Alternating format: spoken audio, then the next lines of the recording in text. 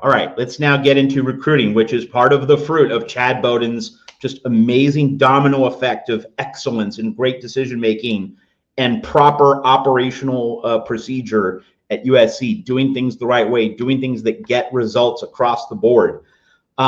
Just the recruits are flying off the shelves. And I think one question a lot of people are asking, wondering about is, USC is not going to retain all of these guys, right? Like, it's like there's the size of the class is so big, there are bound to be some playing time issues, conflicts, maybe, NIL, the NIL pie being so divided that, someone's not going to be happy with his or her cut. How much of a concern is that? What is your general overview of that?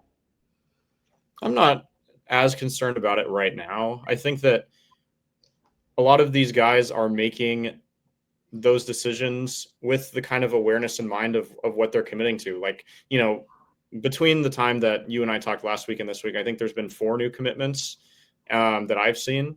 And, those are like the 23rd through 27th commitments in the 2026 class. So it's not like any of those players made that commitment without the knowledge that there were 23 players that committed before them. Like, I think that I would expect a lot of these players to be going in with the understanding that, there's going to be a lot of talent here. And there's going to be a lot of,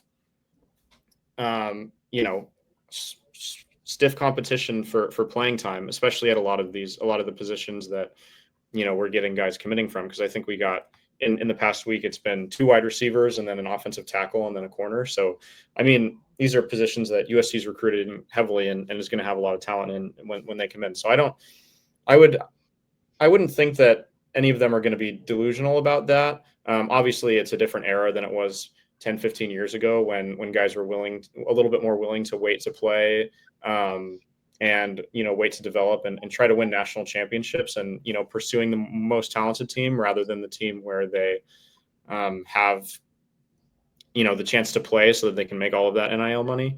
But I think that part of that is culture too. And I think that if USC can instill the culture that, like, hey, it's going to take a little bit of selflessness, but we're committed to winning national titles. And we also we happen to have the best developmental staff. So if you stick around, you buy into winning national titles, you're okay with sitting for a year, maybe 2 and learning, that you will also become the best player that you can possibly be. I think I saw a tweet from Jacoby Lane recently where he was saying, he was commenting on NIL and saying something like, don't get it confused. Like, college football is still about, development and going to the NFL, and, players who pursue NIL are going to be, pursue solely NIL are going to put themselves in a harmful situation. So, Jacoby's a guy who see that, and he's a guy who I've seen projected to go in the first round next year, potentially, if he, can kind of take that next step in his career this year. So I think, it's not guys like that.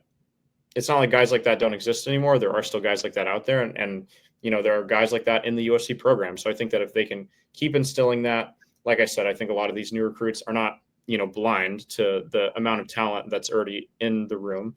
And there's obviously a reason that they're making this commitment, despite all of that talent and despite all of that stiff competition that they're going to have with their peers and people in front of them that are really talented at those positions. So I would assume that, as long as the staff is able to keep reminding them of those reasons that they committed, back in the spring of 2025, that they can retain a lot of those players.